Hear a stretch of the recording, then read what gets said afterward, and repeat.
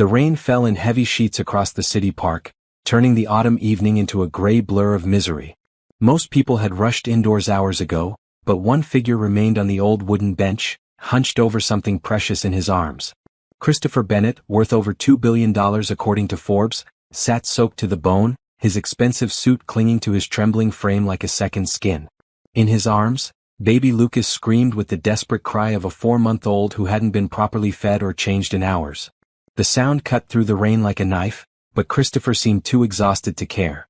His eyes, red-rimmed and hollow, stared straight ahead at nothing. 3 days ago, his ex-wife Rachel had dropped Lucas on his doorstep with nothing but a diaper bag and a note saying she couldn't handle motherhood anymore. Christopher had tried everything. Hired the best nannies money could buy, but Lucas rejected them all. The baby would scream until they left, then fall silent only to start again when a new face appeared. Nothing worked. No amount of money could fix this. So here he sat, in the rain, wondering how someone who could run a tech empire worth billions couldn't figure out how to comfort one tiny baby. "Mummy, why is he sleeping here?" The small voice cut through his despair like sunlight breaking through storm clouds. Christopher looked up to see a little girl with dark braids, maybe 6 years old, pointing at him from under a bright yellow umbrella. Beside her stood a young woman, beautiful despite her worn scrubs and tired eyes. "Sophie, don't point," the woman said gently, but her voice carried genuine concern as she studied Christopher and the crying baby. "Sir, are you all right? That baby sounds hungry." Christopher tried to speak but only managed a hoarse whisper. "I don't know what to do anymore." The woman stepped closer, her daughter staying right beside her. "I'm Amara Thompson and this is Sophie. We live in the apartments across the street." She knelt down slightly, studying the baby with professional eyes. "When did he last eat?" "This morning, I think. Maybe yesterday morning. I can't remember." Christopher's voice broke. "I have everything money can buy but nothing works. He won't stop crying." Amara's heart clenched.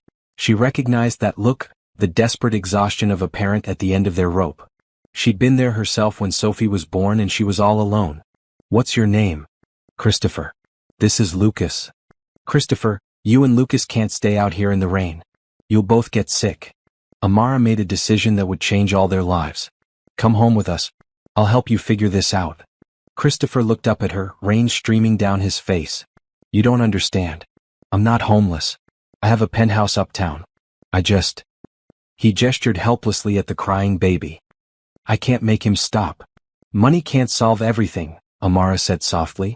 "But kindness can solve a lot. Come on." Something in her voice, warm and certain, broke through Christopher's fog of despair. "You don't know me. I could be dangerous." Sophie spoke up, her 6-year-old wisdom simple and pure. "Mummy says people with babies aren't scary. They're just scared." Amara smiled at her daughter, then held out her hand to Christopher. "She's right. I'm a nurse. I can help with the baby, and you look like you need some hot soup and dry clothes." Christopher stared at her outstretched hand. 3 days ago he would have called his driver, retreated to his empty penthouse, and hired another nanny. But 3 days of failure had stripped away his pride. "I don't have anything to offer you in return." "I didn't ask for anything in return." Amara kept her hand extended. "Sometimes we all need help. Today it's your turn to receive it." With shaking hands, Christopher gathered Lucas closer and accepted Amara's help to stand. The baby's cries seemed to quiet slightly, as if sensing the change in his father's energy. As they walked toward the apartment building, Sophie chattering cheerfully about her day at school, Christopher felt something he hadn't experienced in months. Oh. This woman, this stranger, had looked at his wealth and status and seen right through to what he really was. A scared father who needed help. Amara's apartment building was nothing like his penthouse tower. The stairs creaked, paint peeled from the walls, and he could hear neighbors' televisions through thin walls. But when Amara opened her door and warm light spilled into the hallway, it felt more like home than anywhere Christopher had been in years. "Sophie, can you get some towels while I help with the baby?" Amara asked, already reaching for Lucas. Christopher hesitated. "He doesn't like strangers. He screams whenever anyone else holds him." "Let me try," Amara said gently. "Sometimes babies just need a different kind of touch." The moment Lucas settled into Amara's arms, his cries began to fade. She swayed slightly, humming a soft melody, and within minutes the apartment fell blessedly quiet. Christopher stared in amazement. "How did you do that?" "Experience," Amara said simply. And maybe he was just tired of being scared. Babies feel everything we feel. As Christopher stood dripping in the small but tidy living room, watching this woman who barely knew him comfort his son, he realized his life had just taken a turn he never could have planned for. All his money, all his success, meant nothing compared to this simple act of human kindness. "Thank you," he whispered, and for the first time in days meant it completely. Amara's small apartment buzzed with quiet activity as she settled her unexpected guests. Christopher sat at her tiny kitchen table, wearing one of her oversized university sweatshirts while his expensive clothes tumbled in her ancient washing machine. The sight of a billionaire in her old college sweatshirt should have been ridiculous, but something about it felt right. "Here's some tea," Amara said, setting down a mismatched mug. "Sophie's getting her pajamas on, and I've got a clean diaper on Lucas. He's sleeping in the portable crib I kept from when Sophie was little." Christopher wrapped his hands around the warm mug, still amazed at the silence. "I can't believe he's actually quiet. The nannies I hired, they all had degrees from fancy schools, years of experience. None of them could do what you just did."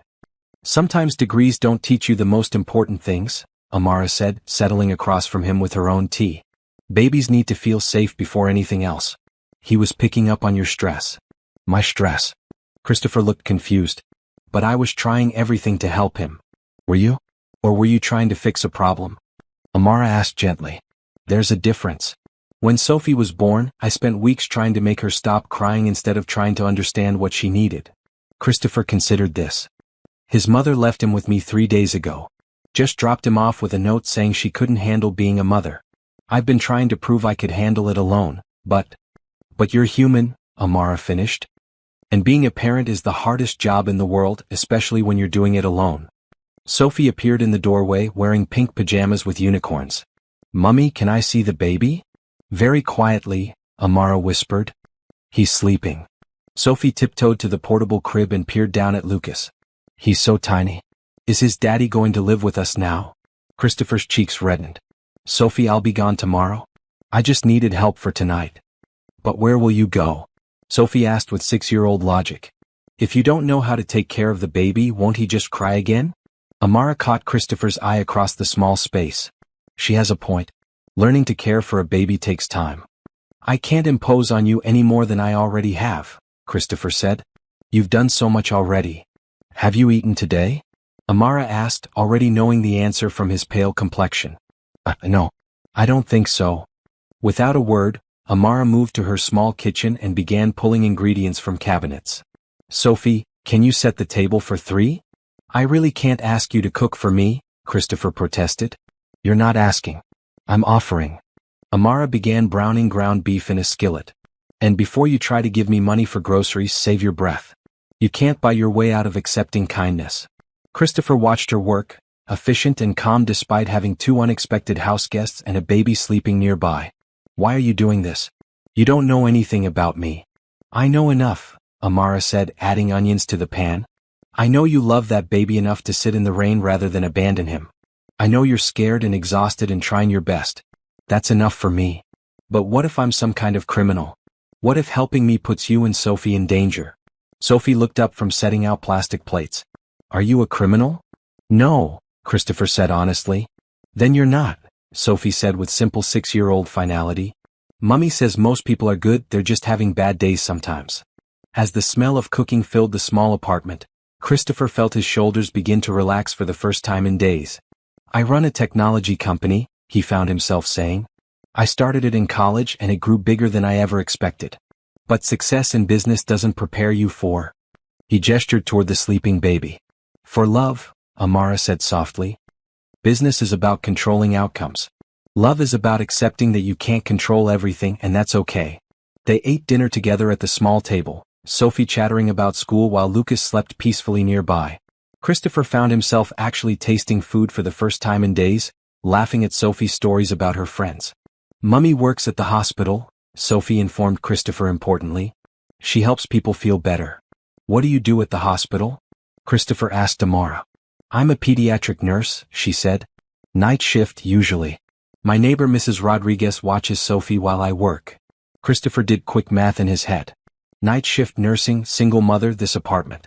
Amara was barely making ends meet, yet she'd invited strangers home and cooked them dinner without hesitation. When have you ever witnessed such pure kindness from a stranger? When someone extends a helping hand without asking for anything in return, doesn't it make you believe there's still good in the world? Share your thoughts in the comments below, and don't forget to subscribe for more heartwarming stories like this one. After dinner, as Sophie played quietly with her dolls and Lucas continued sleeping, Amara and Christopher found themselves talking on her small couch. She told him about nursing school, about Sophie's father who left when he found out about the pregnancy, about the struggles of raising a child alone. Christopher shared more than he'd intended to. About building his company from nothing, about the loneliness that came with success, about Rachel and her decision to leave Lucas behind.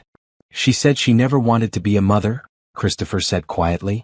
That she only got pregnant to try to trap me into marriage, but when that didn't work and Lucas was actually born, she realized she couldn't handle the reality. That must have been devastating, Amara said. The worst part is I think Lucas knows. Babies are smarter than we think. He knows she didn't want him, and I think he's been waiting for me to abandon him too. Is that what you want? To abandon him? Christopher looked toward the crib where Lucas slept peacefully. No. He's my son. I love him more than I thought possible to love anyone. But I don't know how to show him that in a way he understands. You do it the same way you show anyone you love them, Amara said simply. You show up. Every day. Even when it's hard. Especially when it's hard. As the evening wore on and it became clear that Christopher had nowhere else to go that night, Amara made up the couch for him. Lucas can stay in the crib in Sophie's room. If he wakes up, wake me. Don't try to handle it alone. I can't let you lose sleep over my problems, Christopher protested. Christopher, Amara said gently, accepting help doesn't make you weak. Makes you human. And that little boy needs his father to be human, not perfect. As Christopher settled onto the couch that was too short for his tall frame, listening to the sounds of a real home for the first time in years, he realized something had shifted inside him. Tomorrow he would have to figure out what came next, but tonight, for the first time since Lucas had been born, both father and son were sleeping peacefully. Christopher woke to the sound of soft humming and the smell of coffee. For a moment he couldn't remember where he was. Then he saw Amara in the kitchen, gently bouncing Lucas while she moved around preparing breakfast. The baby was awake and content, making soft cooing sounds instead of the desperate cries Christopher had grown accustomed to. Good morning, Amara said softly, noticing he was awake. He woke up about an hour ago, but he's been perfectly happy. I think he just needed a good night's sleep. Christopher sat up on the couch, his back protesting the short cushions. You should have woken me. What? You both needed rest. Amara bounced Lucas gently. Besides, I'm used to being up early. Coffee? Please. Christopher accepted the mug gratefully, studying his son. Lucas looked different somehow, more relaxed. He looks peaceful, Amara finished. Babies respond to calm energy. When you're panicked, they're panicked. When you're relaxed, they can relax too. Sophie emerged from her bedroom, hair sticking up in all directions. Morning, Daddy Christopher. Christopher nearly choked on his coffee. Sophie, I'm not. You're taking care of the baby, so you're a daddy? Sophie said matter-of-factly. Can I help feed Lucas? Amara smiled. After you brush your teeth and get dressed for school. As Sophie bounced off to get ready, Amara sat beside Christopher on the couch, still holding Lucas. She has a point, you know. Being a father isn't just about biology. It's about showing up. I want to show up, Christopher said quietly. But I don't know how. Everything I've ever been successful at has been about planning, strategy, execution. He gestured helplessly. This is completely different. Parenting isn't a business plan, Amara agreed. It's more like jazz music. You learn the basics, then you improvise. Christopher watched as she effortlessly shifted Lucas to a more comfortable position. How do you make it look so easy? Practice. And patience with myself when I mess up. Amara met his eyes. Can I ask you something? What's your plan for today? Christopher realized he didn't have one. I suppose I should go home. Try to find another nanny. And if Lucas rejects the new nanny like he did all the others? Christopher had no answer. What if we tried something different? Amara suggested gently. What if you stayed here today? Learned some basics, took it slow? I can't keep imposing on you. You're not imposing. You're accepting help. Amara handed Lucas to Christopher, and amazingly, the baby settled contentedly against his father's chest. Look at that. He trusts you. Christopher stared down at his son, feeling the tiny heartbeat against his own. He does, doesn't he? He always did. You just needed to trust yourself. After Sophie left for school with promises to come straight home to see the baby, Amara began teaching Christopher the basics of infant care. She showed him how to hold Lucas properly, how to read his different cries, how to burp him effectively. The key is confidence, she explained as Christopher successfully changed his first diaper without incident. Babies can sense hesitation. If you're unsure, they get unsure. But what if I hurt him? He's so small. You won't hurt him by being gentle and careful. You'll hurt him more by staying distant because you're afraid. They spent the morning taking care of Lucas together, and Christopher began to see patterns he'd missed before. The way Lucas's cries changed depending on what he needed. How he calmed when Christopher spoke in low, soothing tones. The way he seemed to search for his father's face when he was upset. I think I need to go grocery shopping, Amara mentioned around lunchtime, looking in her nearly empty refrigerator. I wasn't expecting house guests. Let me pay for groceries, Christopher said immediately. It's the least I can do. Amara hesitated. Christopher. Please. You've done so much for us already. Let me contribute something. All right, Amara agreed, accepting his offer with grace. But we shop together. I want to make sure we get things Lucas can use too. The grocery store trip was a revelation for Christopher.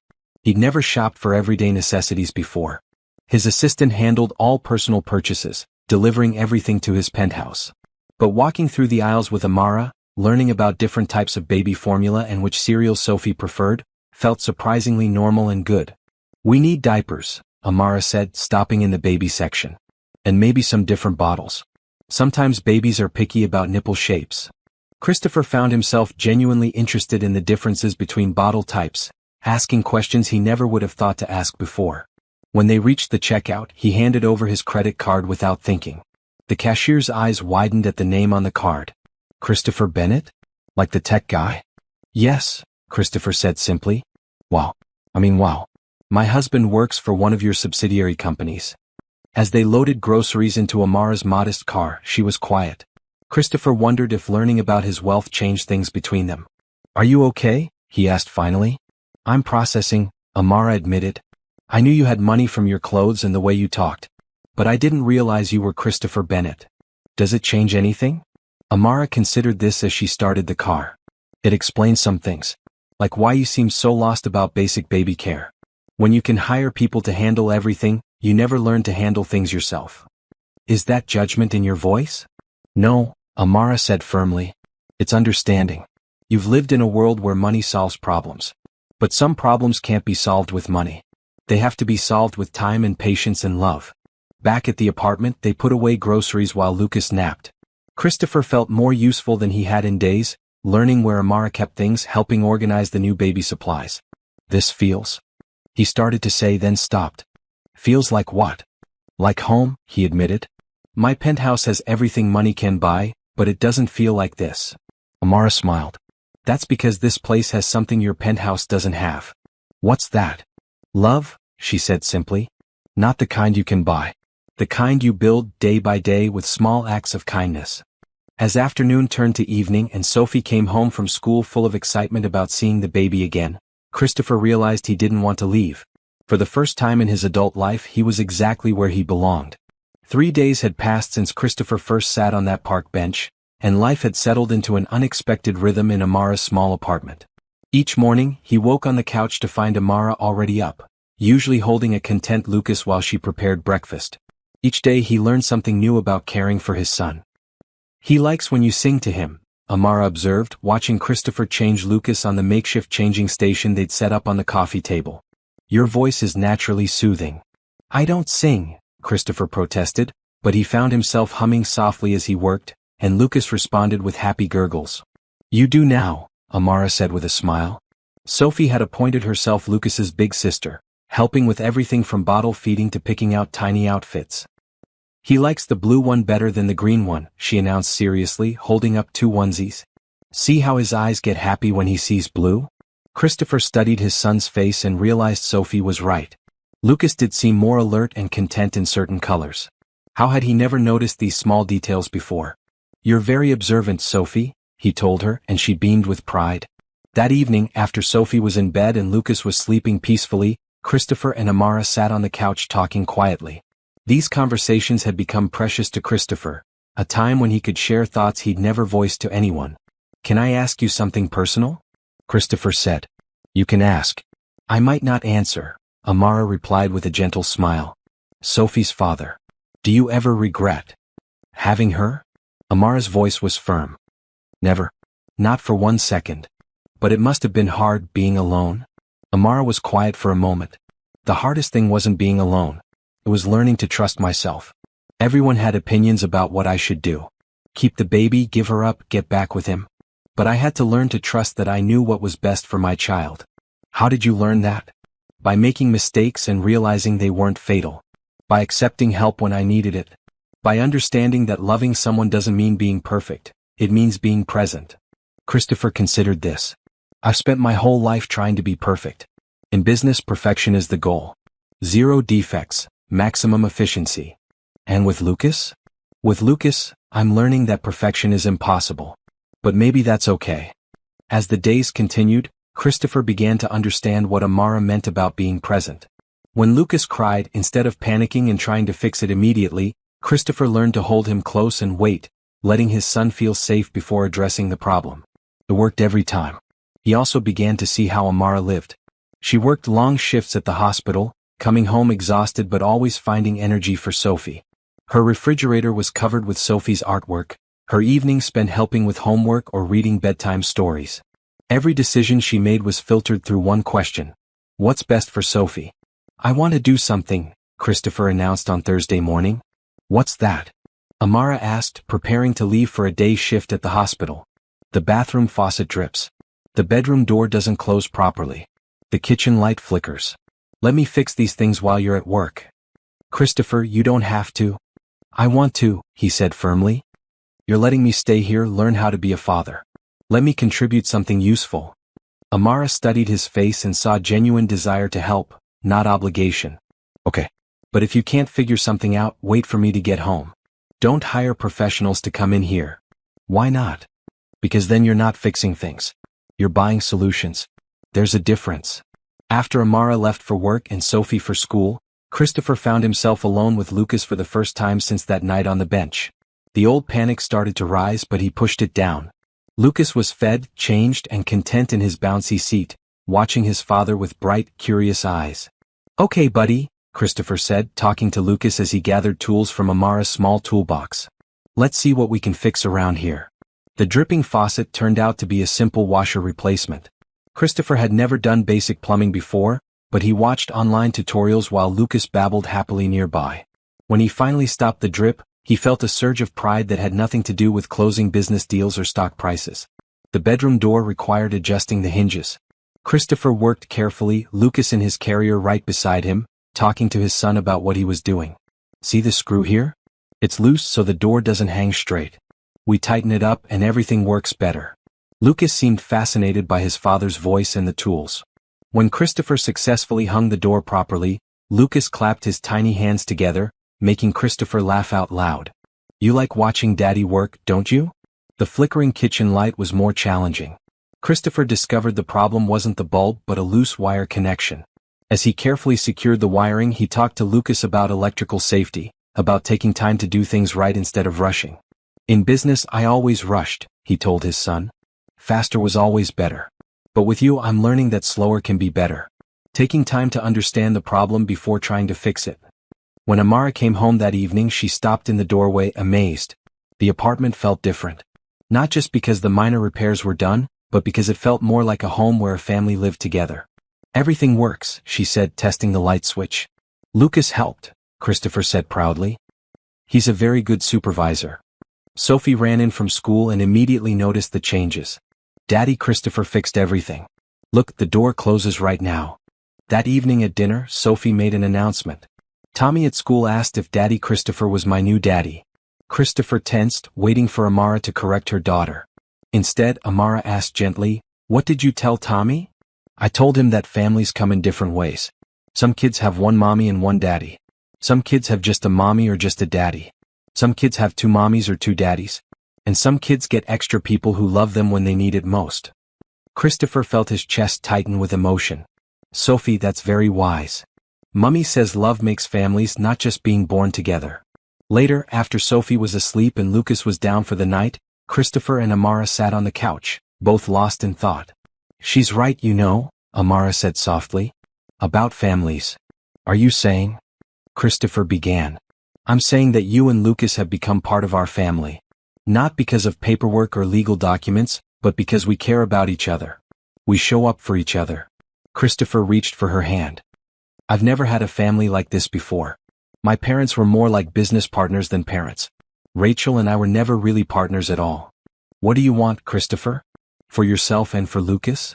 Christopher looked around the small apartment, at the evidence of their life together. Sophie's homework on the table, Lucas's bottles in the dish drainer, his own clothes folded neatly on the chair. "I want this," he said simply. "I want home." Christopher woke on Monday morning to his phone buzzing insistently. He'd been ignoring calls from his office for over a week, but the urgency in the ringtone told him his absence was no longer something he could put off. "Christopher Bennett?" he answered quietly, not wanting to wake Lucas. "Christopher, thank God," came the frantic voice of his assistant, Rebecca. "Where have you been? The Samsung deal is falling apart, the investors are threatening to pull out of the Singapore expansion, and the board is meeting tomorrow morning with or without you." Christopher felt the familiar weight of corporate responsibility settling back onto his shoulders. "I'll be in this afternoon." "This afternoon? Christopher, you've been missing for a week. People are starting to talk about whether you're fit to run the company." Christopher looked around Amara's small apartment, at Lucas sleeping peacefully in his crib, at Sophie's drawing stuck to the refrigerator. "I haven't been missing, Rebecca. I've been learning how to be a father." That's wonderful, but you have responsibilities." "You're right," Christopher said quietly. "I'll be in at 2. After hanging up, he found Amara in the kitchen, preparing breakfast before her shift. She'd heard enough of the conversation to understand. "You have to go back," she said. "It wasn't a question. I have to go in, yes. But Amara, this week with you and Sophie and Lucas, it's been the most important week of my life." "I know," she said softly. "But you can't run away from your responsibilities forever." "I'm not running away. I'm trying to figure out how to balance everything." Christopher sat down heavily at the small table. "I don't want to go back to the way things were before." Sophie appeared in the kitchen doorway, already dressed for school. "Are you leaving us, Daddy Christopher?" The question hit Christopher like a physical blow. "Sophie, I have to go to work today, but you're coming back, right? You and Lucas."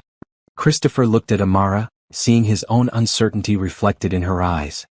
"I don't know what happens next, sweetheart. I wish I did." After Sophie left for school, Christopher prepared to leave for his office. Lucas fussed when Christopher tried to put him in his car seat, sensing the tension in his father's body. "He knows something's wrong," Amara observed. "I don't want to take him to the office. It's not a place for babies." "Then don't," Amara said simply.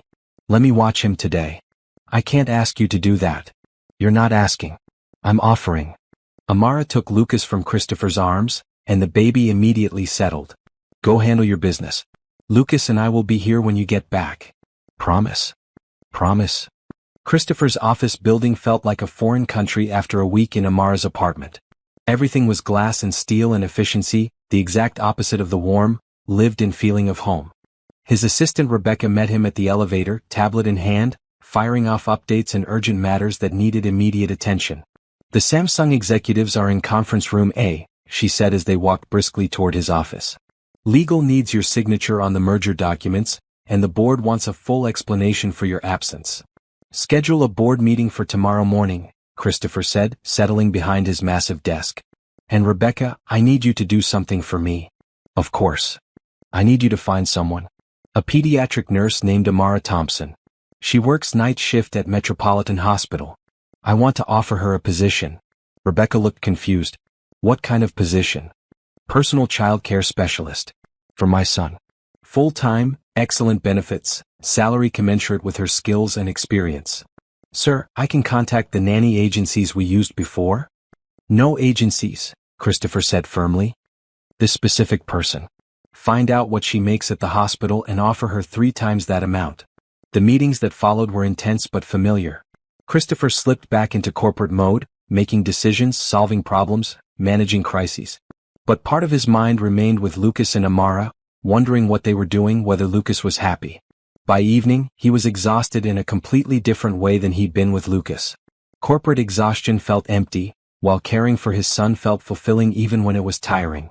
He arrived back at Amara's apartment to find her feeding Lucas dinner, Sophie doing homework at the kitchen table. "How did it go?" Amara asked. "Like riding a bicycle. All the old skills came back immediately." Christopher sat down heavily. "But I kept thinking about home." "This isn't your home," Amara said gently. "This is temporary, remember? What if I don't want it to be temporary?" Before Amara could answer, Christopher's phone rang. "Rebecca again." "I found Amara Thompson," his assistant said. "Pediatric nurse, night shift at Metropolitan Hospital. Single mother, excellent work record." "Good. Set up a meeting." "Already done. She can meet you tomorrow at lunch to discuss the position." After Christopher hung up, Amara looked at him suspiciously. "What was that about?" "I want to offer you a job," Christopher said. "As Lucas's nanny. Full-time, excellent salary, benefits for you and Sophie." Amara set down Lucas's bottle. "Christopher. Before you say no, hear me out. You're the only person Lucas responds to besides me. You understand babies in a way I'm still learning. And frankly, I need help. What about my job at the hospital? You'd make more money working for me. You could spend more time with Sophie. You wouldn't have to work night shifts anymore." Amara was quiet for a long moment. "And where would this job take place?" "Your penthouse." "Yes. You and Sophie would move in with Lucas and me. You'd have your own suite, complete privacy, but you'd be there to help with Lucas." Sophie looked up from her homework, eyes bright with excitement. "We'd live in a penthouse? Like in the movies?" "Sophie," Amara warned gently. "Let me think about this." "What's to think about?" Christopher asked, genuinely confused. "It solves everyone's problems." "Does it?" Amara asked quietly. "Or does it just make you more comfortable with the help you're getting?" Christopher felt stung by the implication. "That's not what this is about." "Isn't it? You're offering to pay me for what I've been doing freely. You're turning kindness into a business transaction.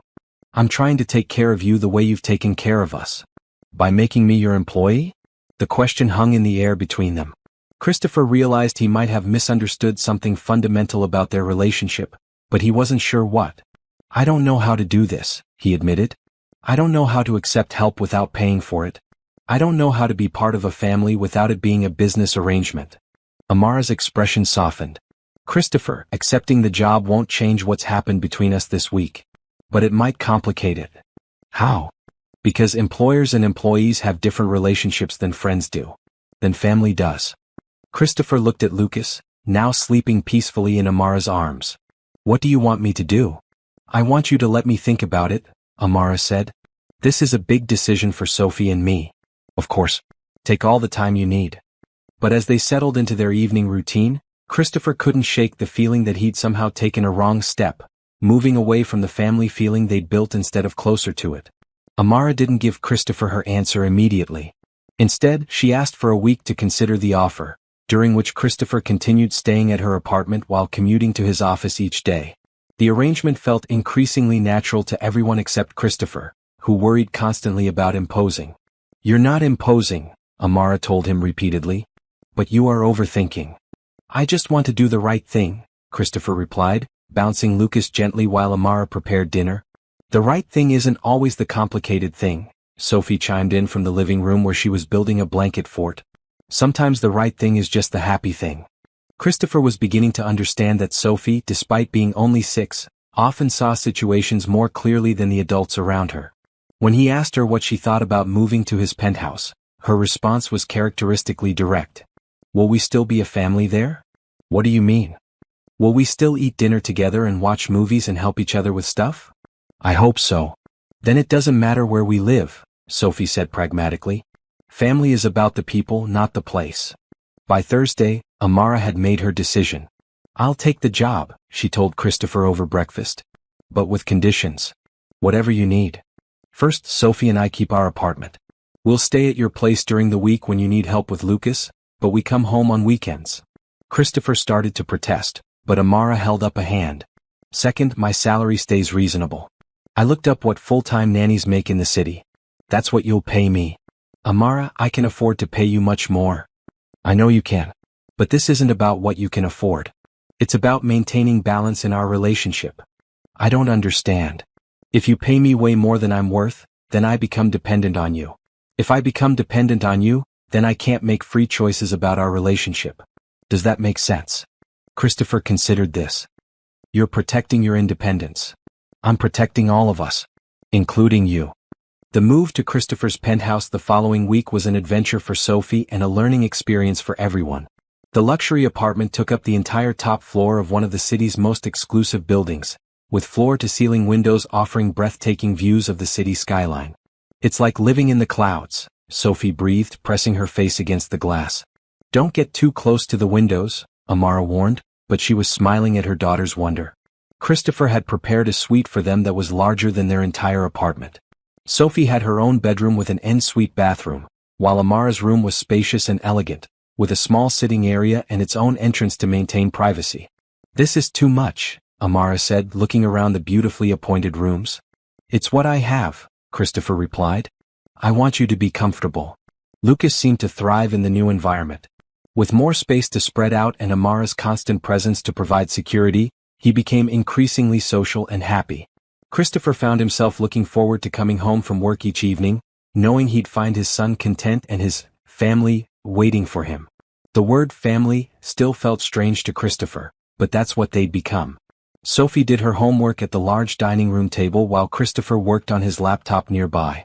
Amara prepared meals in the gourmet kitchen, teaching Christopher basic cooking skills when he expressed interest. I've never actually cooked anything from scratch, Christopher admitted, watching Amara prepare homemade pasta sauce. Never? I had a housekeeper who cooked or I ate out. Even as a kid, my parents employed a cook. Well, Lucas is going to eat real food when he's older, so you should learn. Amara handed him a wooden spoon. Stir this while I cut vegetables. Cooking together became one of Christopher's favorite parts of the day. There was something deeply satisfying about creating something nourishing with his own hands, about the way Sophie helped by setting the table, about Lucas watching them from his high chair with bright, curious eyes. This is what normal families do, isn't it? Christopher asked one evening as they cleaned up after dinner. Define normal, Amara replied, drying dishes while Christopher washed. I mean, they cook together, eat together, talk about their days. Some do. Every family creates their own normal. What's our normal? Amara smiled. Our normal is helping each other. Showing up. Being present. Christopher was learning that being present required skills he'd never developed in business. When Sophie needed help with math homework, he couldn't delegate it to an assistant.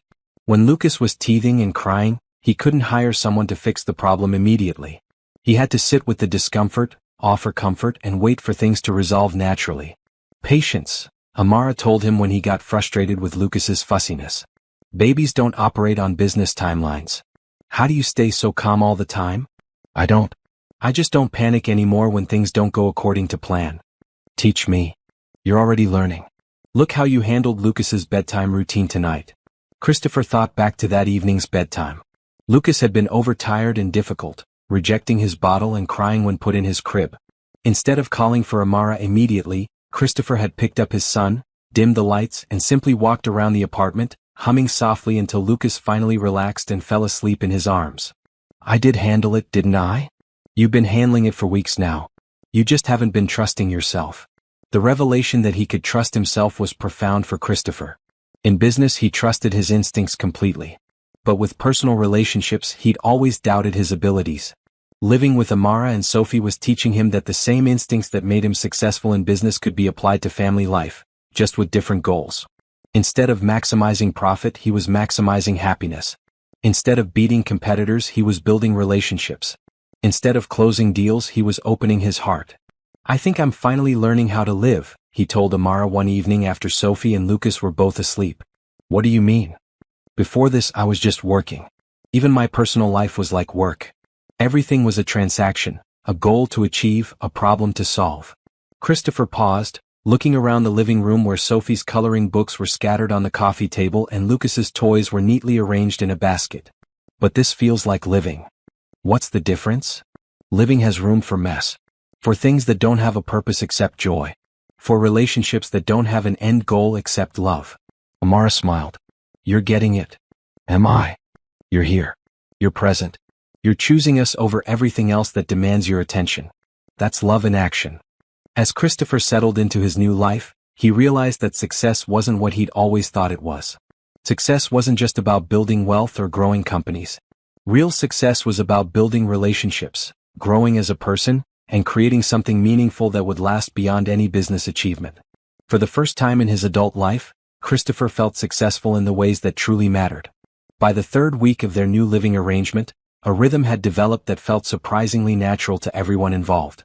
Christopher's days started early with Lucas, giving Amara time to get Sophie ready for school and pack lunches.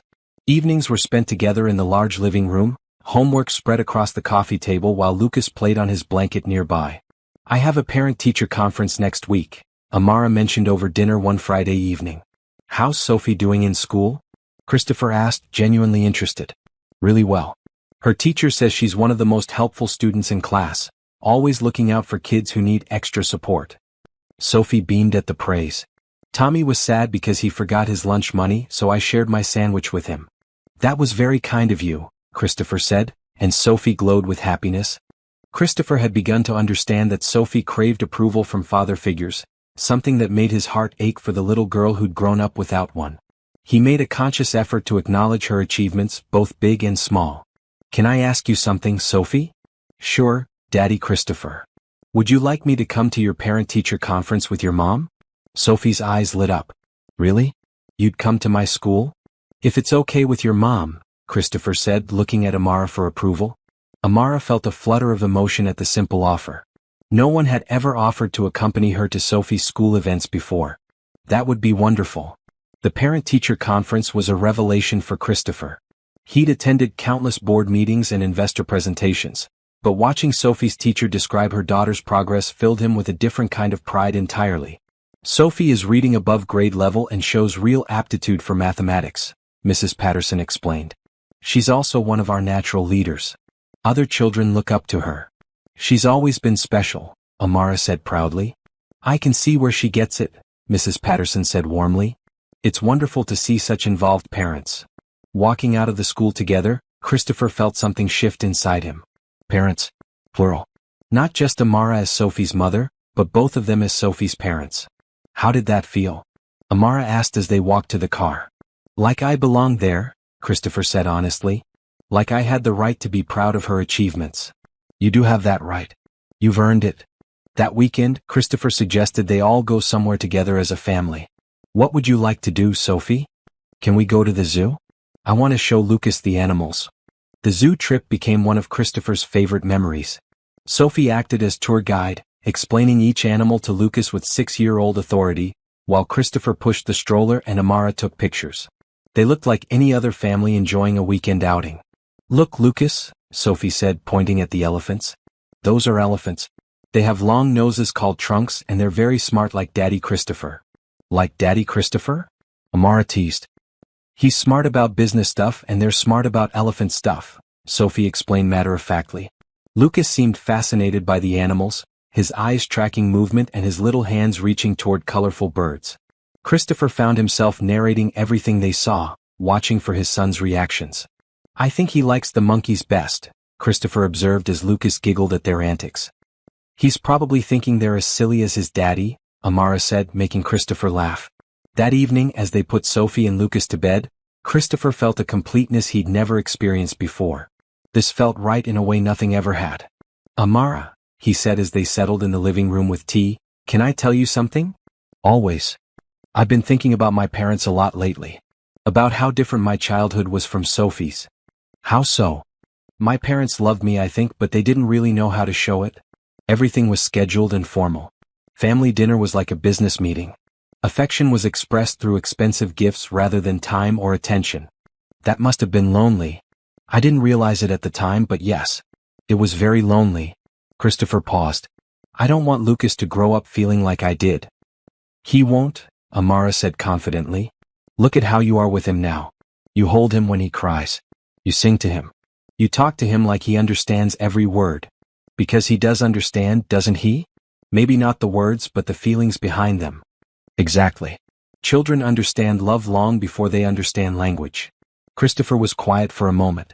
"I want to understand love the way Sophie and Lucas do. Simply and completely." "What do you mean?" "Sophie loves without reservation. She doesn't calculate the risks or worry about getting hurt. She just loves. And Lucas trusts so completely.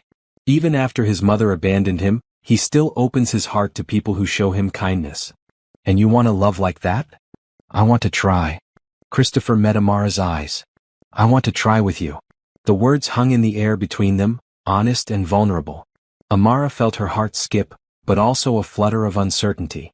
Christopher. I'm not asking for anything, he said quickly. I'm just telling you how I feel. Living here with you, watching you with the children, learning from you every day. I'm falling in love with you. This is complicated, Amara said softly. Why? Because I work for you. Because our children depend on this arrangement. Because if things go wrong between us, it affects Sophie and Lucas. Christopher nodded, understanding her concerns. You're right. It is complicated. But complicated doesn't mean impossible, does it? No, Amara admitted. It doesn't. Can we take it slow? See where it leads. Amara studied his face, seeing the same sincerity that had drawn her to help him that first night on the bench. We can try. The shift in their relationship was subtle but noticeable. Christopher began bringing Amara flowers on Fridays, not expensive arrangements but simple bouquets from the farmer's market. They started watching movies together after the children were asleep, sitting closer on the couch, sometimes holding hands. Sophie noticed, of course. Children always notice changes in the adults around them. Are you and Mummy getting married? She asked Christopher one morning as he helped her with breakfast. Would you like that? Christopher asked carefully. I think so. You make Mummy smile more. And you make really good pancakes. Those are both important qualifications for a husband, Christopher said seriously, making Sophie giggle. Plus you love Lucas and me. I do love you and Lucas. Very much.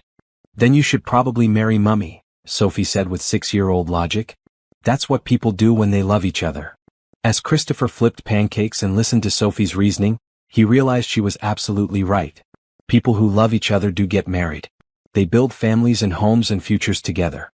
For the first time since his divorce, Christopher began to imagine a future that included marriage, not as a business partnership but as a union of hearts and lives genuinely committed to each other.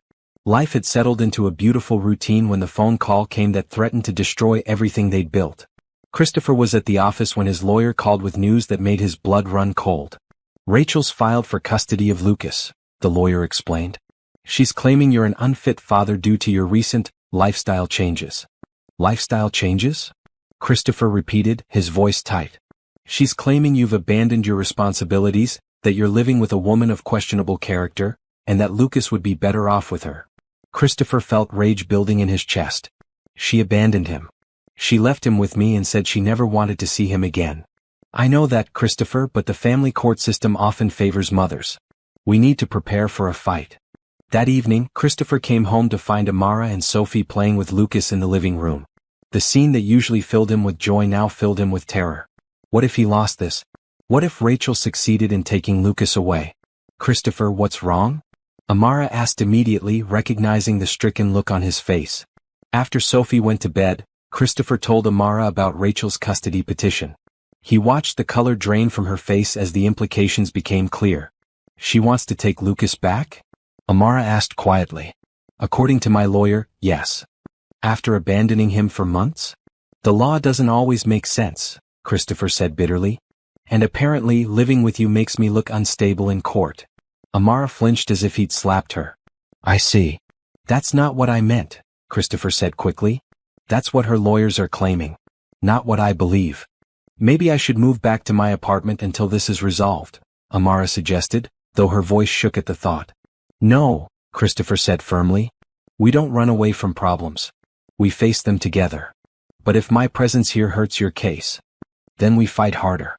Amara, you and Sophie are not the problem. You're the solution. Lucas thrives with us. Any court with eyes can see that. The next few weeks were a nightmare of legal preparations. Christopher's lawyers worked around the clock building a case that showed Lucas's well-being and stability in their care. Character references, medical records, photographs of Lucas happy and healthy, testimony about Christopher's transformation as a father. But Rachel's lawyers were aggressive, painting Christopher as an irresponsible playboy who'd moved a strange woman and child into his home without proper vetting. They questioned Amara's motives, suggesting she was a gold digger who'd targeted a vulnerable wealthy man. They're going to put you on the witness stand, Christopher's lawyer warned Amara. They'll try to make you look like you're taking advantage of Christopher's situation. Let them, Amara said firmly. I know why I'm here. I know how I feel about Christopher and Lucas. The truth will speak for itself. The custody hearing was held on a gray Tuesday morning in downtown family court. Christopher sat at the defendant's table with his legal team, while Rachel sat across the room looking polished and remorseful. Rachel's lawyer painted a picture of a mother who'd made a mistake in leaving but had since gotten therapy and was ready to provide Lucas with the stable home he deserved. They argued that Christopher's lifestyle was chaotic, that he'd moved strangers into his home, and that a baby needed his biological mother. Ms. Thompson, Rachel's lawyer said when Amara took the witness stand, how long have you known Mr. Bennett? About 4 months. And you moved into his expensive penthouse after knowing him for how long? 3 weeks. That seems rather fast, doesn't it? Moving in with a man you barely knew. I didn't move in with a man I barely knew, Amara said calmly. I accepted a job caring for a baby who needed help. A very well-paying job, I'm sure. A fair job that allows me to provide better for my daughter while helping a family that needed support. Isn't it true that you saw an opportunity to improve your financial situation by targeting a wealthy single father? Amara's jaw tightened, but her voice remained steady. No, that's not true at all. Then explain how a chance encounter led to you living in a penthouse within weeks. I encountered a scared father and a crying baby on a park bench in the rain, Amara said, her voice growing stronger. I offered help because it was the right thing to do. When I realized Christopher needed ongoing support learning to care for Lucas, I accepted his job offer because I could see that Lucas was thriving with consistent, loving care. When have you ever seen someone attack a person's kindness and try to make it look selfish?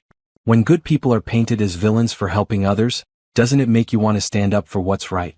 Share your thoughts about protecting families like this one, and subscribe for more stories about love triumphing over legal battles. Christopher's lawyer then called witnesses who testified about the transformation they'd seen in both Christopher and Lucas. Rebecca, his assistant, testified about how much happier and more focused Christopher had become. Mrs. Rodriguez, Amara's neighbor, testified about Amara's character and dedication as a mother. But the most powerful testimony came from an unexpected source. Sophie, despite being only 6 years old, was allowed to speak to the judge privately about her home situation. I love living with Daddy Christopher and baby Lucas, Sophie told the judge simply. Daddy Christopher helps me with homework and comes to school stuff. Lucas laughs when I sing to him. We're a family now. When the judge asked Sophie what she thought would happen if Lucas had to leave, her answer was heartbreaking in its simplicity. He would be sad. And Daddy Christopher would be sad. And Mommy would cry. And I would miss my baby brother. The judge took a recess to consider the evidence. During the break, Christopher, Amara, and Sophie sat together in the hallway holding each other tight. Whatever happens, Christopher told Amara, this hasn't been a mistake. You and Sophie have made Lucas and me better people. It won't matter what the judge decides, Amara replied. We'll always be a family in our hearts.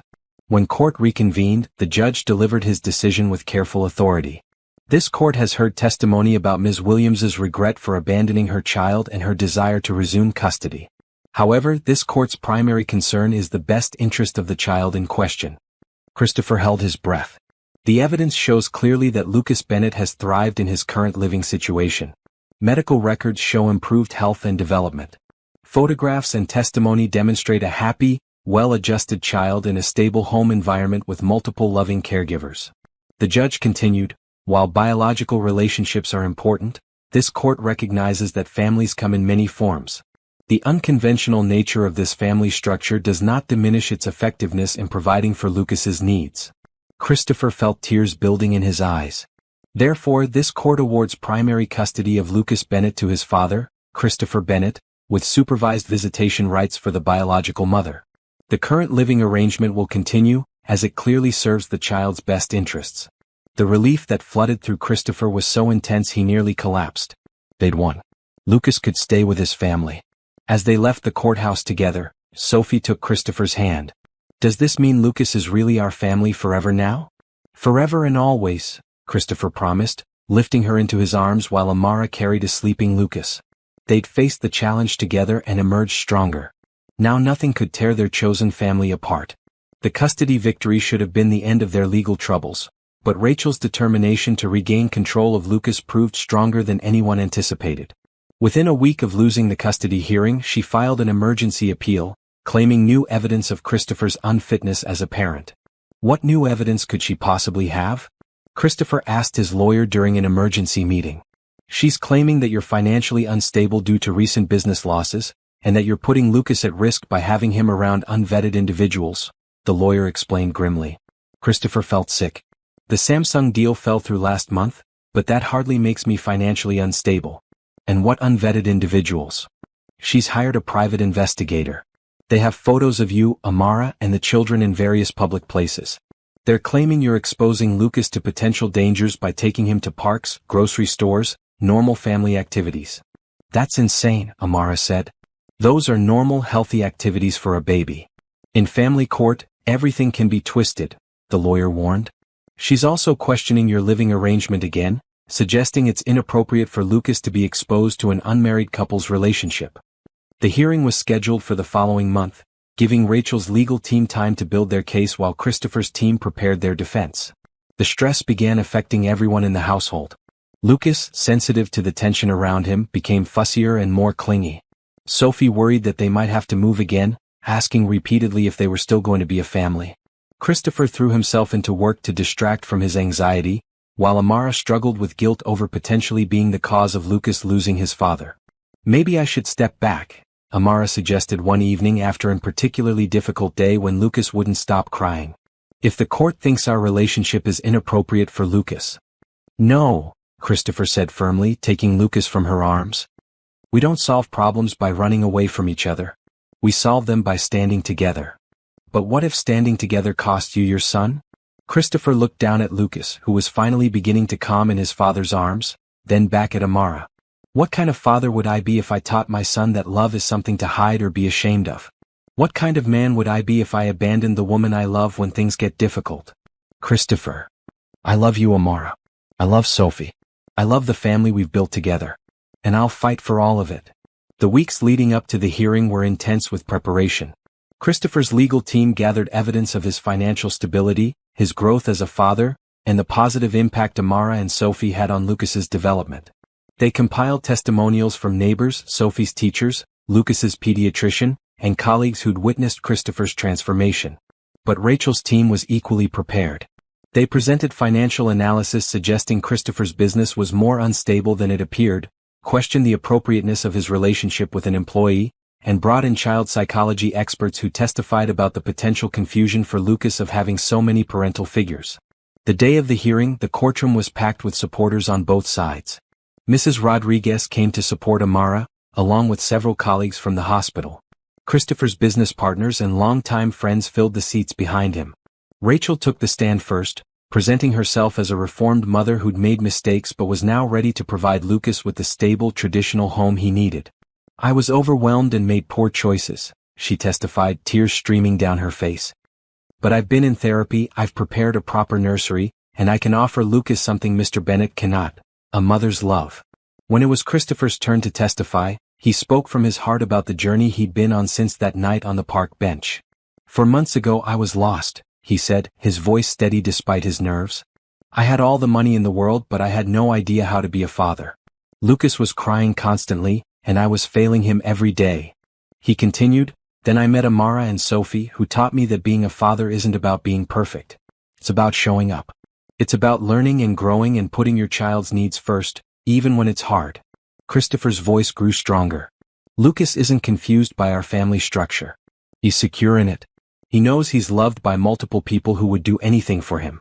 He has a father who's learned to prioritize being present over being successful. He has Amara who has more natural mothering instinct than anyone I've ever met. And he has Sophie who treats him like the most precious little brother in the world. When Amara testified, she spoke simply and honestly about her love for Lucas and her commitment to his well-being. I didn't seek out this situation, she said. But when I saw a father and child who needed help, I couldn't walk away. Lucas has become like my own son. Not because I'm trying to replace his biological mother, but because that's what happens when you open your heart to a child who needs love. The most powerful testimony came from Dr. Patricia Williams, a family therapist who had observed their family dynamics through the legal process. In my 20 years of practice, I have rarely seen a child as secure and happy as Lucas Bennett, she testified. He has formed healthy attachments to multiple caregivers, which actually makes him more resilient, not less. The family structure may be unconventional, but it is undeniably functional and loving. After both sides presented their cases, the judge took a longer recess than before to consider all the evidence. During the wait, Christopher, Amara, Sophie, and even little Lucas sat together in the hallway, a family united regardless of what the court decided. "I'm proud of us," Christopher told them quietly. "Whatever happens, I'm proud of who we've become together." When the judge returned, his decision was thorough and decisive. "This court has now heard extensive testimony about what is best for Lucas Bennett," he began. "While I appreciate Ms. Williams's efforts at self-improvement, the evidence clearly shows that Lucas has not only survived but thrived in his current family situation." The judge continued, "The unconventional nature of this family does not make it less valid. In fact, the evidence suggests that Lucas is benefiting from having multiple dedicated caregivers who work together seamlessly for his well-being." Christopher felt Amara's hand squeeze his tighter.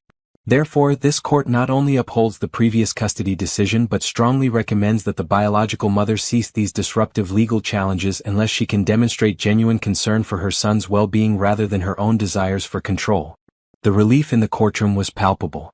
They'd won again, but more than that, the judge had validated their family structure as legitimate and beneficial for Lucas. As they left the courthouse for the second time, Sophie asked the question that had been on everyone's mind. "Does this mean she can't try to take Lucas away anymore?" "It means," Christopher said, lifting her into his arms while Amara held Lucas, "that our family is legally recognized and protected. We're real in the eyes of the law now." "We were always real," Sophie said matter-of-factly. "Love makes families real, not judges." Once again, the 6-year-old had summarized everything perfectly. They were a family because they chose to be, because they showed up for each other, because they loved without reservation. The legal recognition was just the world catching up to what they'd known all along. 6 months after the final custody hearing, life had settled into the kind of peaceful routine that Christopher had never believed possible. Lucas, now 10 months old, was crawling everywhere and pulling himself up on furniture, his personality blossoming more each day. Sophie had adjusted beautifully to her role as big sister, and her grades at school continued to excel. But the most significant change was in Christopher himself. The driven, isolated businessman had been replaced by someone who prioritized family dinners over late meetings, who knew the names of Sophie's friends and teachers, who could soothe Lucas's nighttime fears with a gentle touch. "You've become completely domesticated," Amara teased one Saturday morning, watching Christopher expertly change Lucas's diaper while discussing weekend plans with Sophie. "Is that a bad thing?" Christopher asked, lifting Lucas into his arms. "It's a wonderful thing," Amara replied, kissing his cheek softly. Their relationship had deepened naturally over the months, moving from friendship to partnership to love without drama or complications. They simply fit together like pieces of a puzzle that had been waiting to be completed. "Amara," Christopher said that evening after Sophie and Lucas were both asleep, "can we talk?" "Always," she replied, settling beside him on the couch with her tea. Christopher pulled out a small velvet box, but instead of dropping to one knee dramatically, he simply held it between them. "I know this might seem sudden to some people," he began, "but it doesn't feel sudden to me. It feels like this is what I've been moving toward my whole life." Amara's eyes filled with tears as she looked at the simple but beautiful ring. "I don't want to marry you because it would look better in court, or because it would make our living situation more conventional, or because it's what people expect," Christopher continued. "I want to marry you because you've taught me what love actually means. Because you've shown me how to be the kind of man I want to be. Because I can't imagine my life or Lucas's life without you and Sophie in it. Christopher. I know we started as strangers who helped each other in a crisis, but we've become something much more important than that. We've become a family. And I'd like to make that official if you'll have me." Amara looked at this man who had changed so completely from the broken person she'd found on a park bench. "Are you sure you're ready for this? For all of it? Marriage, being Sophie's stepfather officially, combining our lives completely?" "I've never been more sure of anything," Christopher said honestly. "Amara, you and Sophie saved Lucas and me in every way that matters. You taught us how to live instead of just existing. You showed us what home really means." "And what does home mean?" Amara asked softly. "Home is where love lives," Christopher replied, echoing something Sophie had said weeks earlier. "Home is where people show up for each other, where mistakes are forgiven, where every day is a chance to love each other better." Amara reached for the ring box, her hands trembling slightly. "Yes," she whispered. "Yes, I'll marry you." As Christopher slipped the ring onto her finger, both of them were crying happy tears. This wasn't just a proposal, it was the official recognition of what they'd already built together. The engagement was celebrated quietly with just the four of them. Sophie was ecstatic, immediately beginning to plan what she called the most beautiful wedding ever, while Lucas clapped his hands and babbled as if he understood the significance of the moment. They decided on a simple ceremony in the apartment where they'd first become a family. It seemed fitting to celebrate their new beginning in the place where their love had first taken root. The wedding day was perfect in its simplicity. Mrs. Rodriguez came to witness, along with Rebecca from Christopher's office, a few colleagues from Amara's hospital, and Sophie's teacher, who had become a friend to the family. The ceremony was performed by a family court judge who had witnessed their journey. Sophie served as maid of honor, carrying Lucas down the short aisle in their living room. She wore a simple blue dress and a flower crown she'd made herself, while Lucas wore a tiny suit that made him look impossibly adorable. Amara wore a simple ivory dress that made her look radiant, while Christopher chose a gray suit that somehow managed to look both elegant and approachable. When it came time for vows, Christopher spoke from his heart. Amara, when you found me on that bench, I was lost in every way that mattered. You didn't just help me learn how to take care of Lucas. You helped me learn how to take care of myself, how to be present, how to love without fear. You've made me a better father, a better man, and a better human being. He continued, his voice steady despite his emotion. I promise to show up for you every day in big ways and small ways. I promise to love Sophie like she's my own daughter because she is. I promise to build a life with you that's based on kindness, honesty, and putting our family first. Amara's vows were equally heartfelt. Christopher, when I offered to help you that night, I thought I was just doing what anyone would do. I had no idea you would change my life so completely. You've shown Sophie what it means to have a father who's present and engaged. You've given us security and stability, but more than that, you've given us love. She paused, looking at Sophie and Lucas before continuing.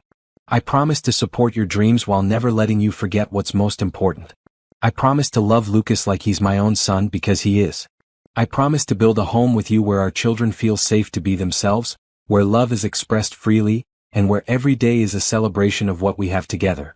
When the judge pronounced them husband and wife, the small gathering erupted in cheers. But the most beautiful moment came when Sophie, without being asked, took Lucas's tiny hand and placed it on top of Christopher and Amara's joined hands. Now we're all connected, she announced with 6-year-old wisdom that made every adult in the room tear up. The reception was held in their living room, with takeout from their favorite restaurant and a simple cake that Sophie had helped decorate. Lucas took his first steps that day, walking unsteadily from Christopher's arms to Amara's while everyone cheered. He waited for the wedding, Sophie said with absolute certainty. He wanted to walk at the wedding so everyone could see how happy he is. Later that evening, after their guests had gone home and the children were asleep, Christopher and Amara sat together on their couch, still in their wedding clothes but barefoot and comfortable. How does it feel to be married? Amara asked, admiring her wedding ring. It feels like coming home, Christopher replied, pulling her closer. It feels like the most natural thing in the world. No regrets about giving up the bachelor-billionaire lifestyle? Christopher laughed. You mean the lonely penthouse and the string of meaningless relationships? Not for a second. They sat in comfortable silence, listening to the sounds of their home.